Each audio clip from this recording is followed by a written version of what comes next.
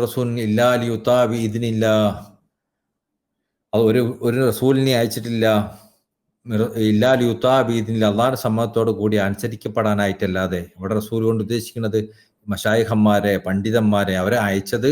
സാധാരണക്കാരുടെ വിഷയത്തിലാണെങ്കിൽ പണ്ഡിതന്മാരെ, മുരീദന്മാരുടെ വിഷയത്തിലാണ് മശായിഖന്മാരെ അവരെ അയച്ചത് അവരെ അനുസരിക്കപ്പെടാൻ വേണ്ടിയിട്ടാണ്. വലോ അന്നഹും ഇദ്ദലമു അൻഫുസഹും ജാഊക വസ്തഗ്ഫിറുല്ലാഹ വസ്തഗ്ഫിർ ലഹും റസൂല ലവജദുല്ലാഹ തവ്വാബർ റഹീമ. ഇനി അവരോട് നിങ്ങൾ എന്തെങ്കിലും അനുസരണക്കേട് കാണിച്ചാൽ നിങ്ങൾ അവരുടെ അടുത്തേക്ക് ചെല്ലണം, എന്നിട്ട് അള്ളാഹുവിനോട് തൗബ ചെയ്യണം, പൊറുക്കലിനെ തേടണം, എന്നിട്ട് അവരുടെ അടുത്തും പൊറുക്കലിനെ ചോദിക്കണം. അവരെന്നിട്ട് നമുക്ക് വേണ്ടി പൊറുക്കലിനെ ചോദിക്കും. അങ്ങനെയാണെങ്കിൽ നമ്മൾ എന്ത് ചെയ്യും? നമുക്ക് തൗബ കിട്ടും, നമ്മൾ അള്ളാഹു നമ്മളോട് റഹ്മത്ത് കാണിക്കും. ഫലാ റബ്ബിക ലാ യുമിനു ഹത്താ യുഹഖിമൂന ഫീമാ ശജറ ബൈനഹും സുമ്മ ലാ യജിദൂ ഫീ അൻഫുസിഹിം ഹറജൻ മിമ്മാ ഖളൈത വസല്ലിമു തസ്ലീമാ.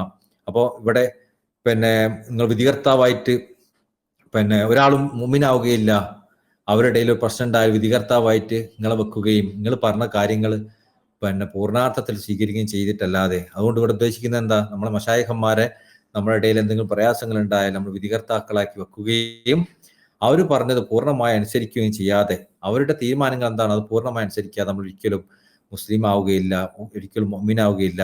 അങ്ങനെ നമ്മൾ ചെയ്യുന്ന സമയത്ത് നമ്മൾ റസൂലുള്ളാഹി സ്വല്ലല്ലാഹു അലൈഹി വസല്ലമയാണ് ശരിക്കും നമ്മളുടെ വിധികർത്താവാക്കി വെക്കുന്നത്. അങ്ങനെ റസൂലുള്ളാഹി സ്വല്ലല്ലാഹു അലൈഹി വസല്ലം വിധികർത്താവാക്കി വെക്കുന്ന സമയത്ത് നമ്മളെ യഥാർത്ഥത്തിൽ അള്ളാഹുവിനെയാണ് വിധികർത്താവാക്കി വെക്കുന്നത്. അങ്ങനെ അവരിൽ നമ്മൾ തൃപ്തിപ്പെടുമ്പോൾ അള്ളാഹിനെയാണ് നമ്മൾ തൃപ്തിപ്പെടുന്നത്. ആരെങ്കിലും അള്ളാഹിനെ എല്ലാ വിഷയത്തിലും തൃപ്തിപ്പെട്ടാൽ അവൻ യഥാർത്ഥത്തിൽ ഈമാനുള്ളവനായി തീർന്നു എന്നാണ് ഈ പറഞ്ഞതിന്റെ സാരം.